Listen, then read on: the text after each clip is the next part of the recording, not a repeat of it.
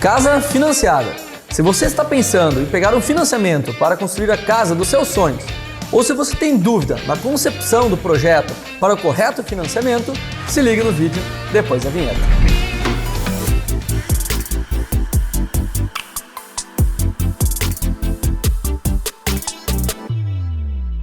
Se você gosta desse tipo de conteúdo, curte esse tipo de vídeo, se inscreva no canal, deixe seu like, compartilhe esse vídeo. A sua participação nos motiva cada vez mais a fazer vídeos mais bacanas para você. Então, esse passo a passo que eu vou passar aqui para vocês é o mesmo que eu passo quando eu faço um briefing ou uma reunião com os meus clientes para construir as casas financiadas. O primeiro passo, você deve consultar no seu banco qual o limite de financiamento que você consegue pegar. Em cima disso, a gente consegue calcular o restante do nosso projeto, a concepção do nosso projeto em cima deste valor. O segundo passo é o terreno.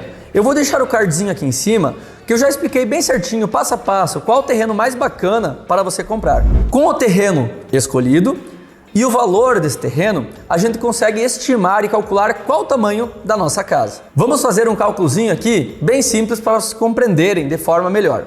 Digamos que você conseguiu R$200 mil de financiamento. O seu terreno está saindo por R$100 mil.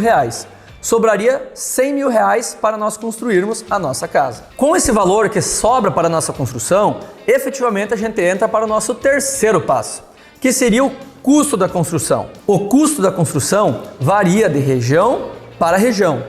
E tem uma planilha bem legal que chama-se do Sinduscon, o CUB. Ou seja, cada Sinduscon, seja Rio Grande do Sul, São Paulo, Rio de Janeiro, tem um preço que eles estimam quanto gasta para construir 1 metro quadrado de casa. Ou seja, ele é um valor aí bem grosseiro ou bem aproximado que se adequa muito bem para as construções no dia a dia. Ele tem 3 padrões de construção, que seria o padrão baixo, que seria Minha Casa Minha Vida, ou Casa Verde Amarela, que é hoje a forma de financiamento, padrão médio e padrão alto. O que varia a classificação do nosso padrão de acabamento?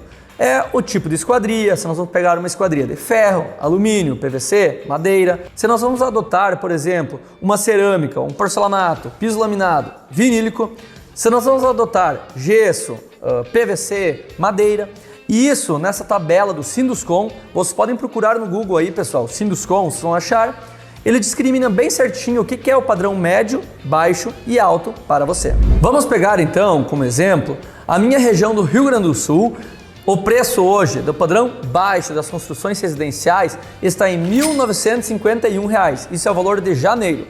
Lembrando que o Sinduscon atualiza a planilha mensalmente, porque normalmente o valor vai subindo no nosso Brasil. Então, se nós pegarmos o montante que sobra para nós construirmos a nossa casa, que é de R$100 mil, dividirmos pelo custo do metro quadrado da construção, que é 1.951 metros quadrados, nós poderíamos fazer uma casa de 51,25 metros quadrados. É isso que você pode construir. Não adianta você fazer uma casa maior que esse valor aqui, porque a engenharia do seu banco não iria aprovar uma casa maior, porque esse é o valor mínimo que tu gastaria para construir uma casa padrão baixo. Porque o banco, ou a engenharia do banco, também usa esse referencial do cubo por metro quadrado. Mas aí você pode questionar, mas Jefferson, eu tenho mais 50, 60 mil reais por fora. Eu não me importo se vai faltar dinheiro para mim.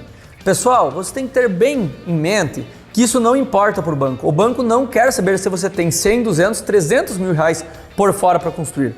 O banco só leva em consideração para fazer a sua casa o valor que libera total no financiamento e o cubo do metro quadrado. É isso que ele vai levar em consideração para liberar o seu financiamento. Mas aí você pode me dizer, mas Jefferson, essa casa aí de 51 metros quadrados é muito pequena para mim. Eu tenho uma família grande, eu não vou conseguir, é uma casa pequena. Bem, aí nós temos só 2 soluções. A primeira seria você tentar pegar um financiamento de valor maior, ou seja, maior que 200 mil, como nesse nosso exemplo.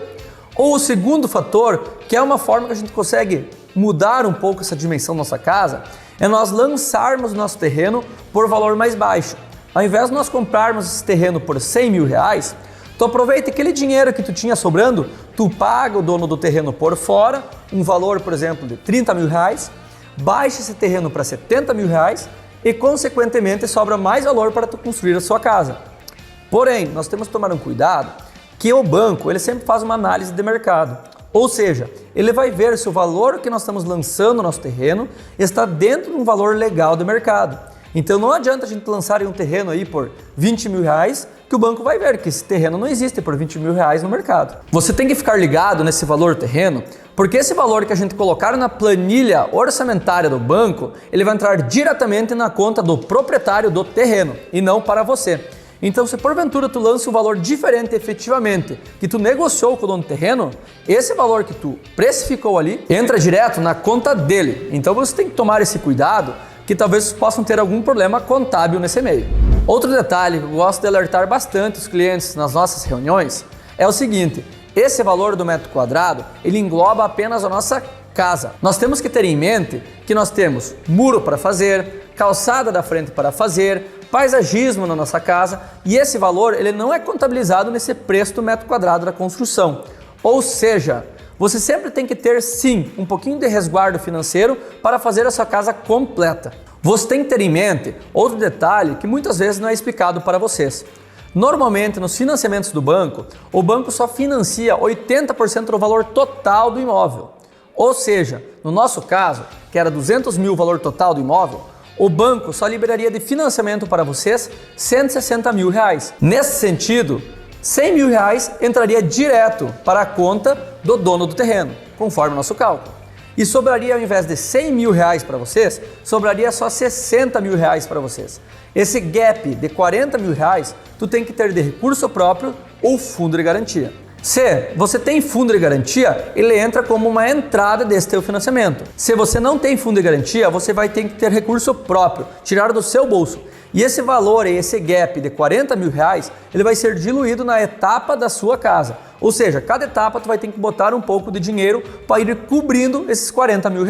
E se porventura você tiver esses R$40 mil de recurso próprio, você não vai precisar colocar de uma vez só na entrada. Você vai diluir nas etapas, como eu já mencionei. Por isso que muitas pessoas acabam se frustrando com o financiamento, porque eles vão fazer um financiamento e não tem esse recurso próprio. Aí efetivamente vai faltar dinheiro na sua construção. O banco ele quer que tu tenha recurso próprio para conseguir fazer a sua casa. Porque você tem que ter em mente uma coisa também de casas financiadas. O banco nunca libera a primeira etapa para você. Você tem que executar a primeira etapa com o seu recurso, para daí o banco faz a vistoria e daí libera o seu dinheiro. Então, bem dizer, esse recurso próprio aí, ele auxilia nas etapas iniciais de sua casa, que o banco só vai liberando depois das vistorias. Para você compreender melhor, então, o que é essas etapas e como funciona essa liberação do dinheiro do banco, normalmente acontece da seguinte forma: a nossa casa ela é discriminada, ou digamos assim, separada por etapas, ou seja, a primeira etapa dessa casa é você fazer fundação. A segunda etapa dessa casa é você levantar parede e fazer uma laje de cobertura. Terceira etapa, reboco. Quarta etapa, telhado. E assim por diante, conforme o seu engenheiro ou arquiteto discriminar na planilha orçamentária do seu banco. Desse sentido, a primeira etapa seria você fazer fundação. Ou seja, você vai ter que fazer o projeto com o seu engenheiro e fazer a fundação e pagar todas as taxas na sua prefeitura com o seu dinheiro. Após concluído a fundação da sua casa, que o banco faz a vistoria e libera o dinheiro de toda essa etapa. Então, por isso que se mostra muito importante tu ter esse recurso próprio efetivamente para conseguir construir a sua casa. E assim, sucessivamente em cada etapa. Mas Jefferson, eu não tenho recurso próprio e não tenho fundo de garantia. Vamos simular um tamanho de casa sobre os 80% do valor total do imóvel e não sobre os 100%. Então a gente faz uma casa um pouco menor e eu pego limpo esses 160 mil só para construir minha casa. Ah, grande ideia, mas temos um problema.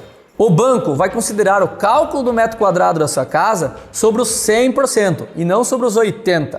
Nesse sentido, se nós fizermos uma casa um pouco menor, por exemplo, nós estamos pegando Minha Casa Minha Vida, e fizermos uma casa menor, o nosso cubo do metro quadrado iria estourar o valor do padrão baixo, porque nós estaríamos com dinheiro 100 mil sobrando no cálculo do banco, nós faríamos uma casa de tamanho menor, o nosso custo do metro quadrado seria muito maior que um padrão baixo.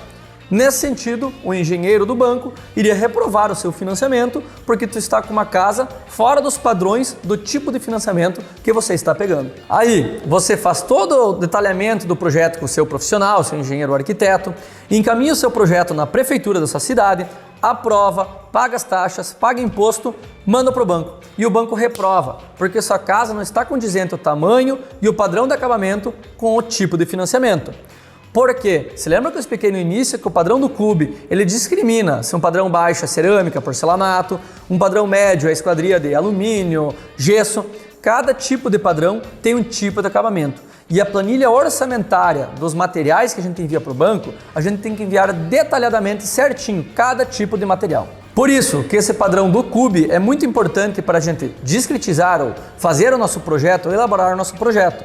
Esse valor do CUB normalmente aí, pessoal, não é regra, mas se adequa muito bem e o banco utiliza muito disso, a gente pode ter uma tolerância de 10% a mais no padrão do CUB, 10% a menos no padrão do CUB, condizente com o nosso tipo de acabamento. Então, nesse sentido, é muito importante você acertar com o seu engenheiro ou arquiteto todos esses passos da sua casa, todos esses padrões de acabamento. Porque se você colocou na planilha orçamentária do seu banco, na sua planta, que o seu piso vai ser cerâmica, por exemplo, você tem que adotar cerâmica. Se adotar outro tipo de material na sua casa, quando o engenheiro do banco for fazer a vistoria, ele vai trancar o seu financiamento. Isso vai virar uma bola de neve e só vai trancar o seu financiamento. Por isso, tenha em mente, faça um projeto bem elaborado e bem renodinho para não dar problema para você. E o que mais acontece, que o pessoal vem muito com ideia aí no meu escritório e que é normal em todos os financiamentos, ampliação. Sim, pessoal, normalmente a gente não consegue, dependendo do tipo de financiamento, o valor, fazer uma garagem, fazer o seu espaço gourmet com uma churrasqueira. Então isso fica para uma segunda etapa. A gente financia normalmente a casa e depois a gente faz por fora um outro financiamento ou com o seu recurso próprio, uma ampliação na casa. Por isso que é muito importante tu conversar com o seu profissional para você já planejar essa casa com essas futuras ampliações e sua casa não ficar literalmente depois um puxadinho. Mas esse é um conteúdo para um próximo vídeo do canal. Pessoal, espero que consiga ter tirado as dúvidas que vocês tinham sobre casas financiadas e se porventura você tenha ficado com alguma dúvida, deixe seu comentário aqui embaixo, eu terei o maior prazer em te responder. E só relembrando, pessoal, vale a pena vocês fazerem um planejamento legal, um projeto legal e uma execução fiel ao teu planejamento e ao seu projeto, para não dar problema no seu financiamento. E a casa dos seus sonhos financiada não vire uma tremenda dor de cabeça. Até a próxima!